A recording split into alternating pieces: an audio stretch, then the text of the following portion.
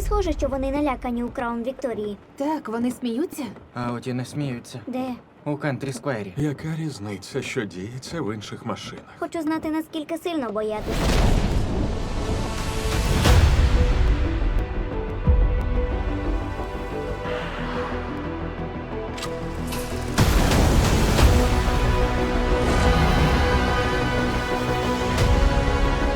Життя прекрасне, Джеку.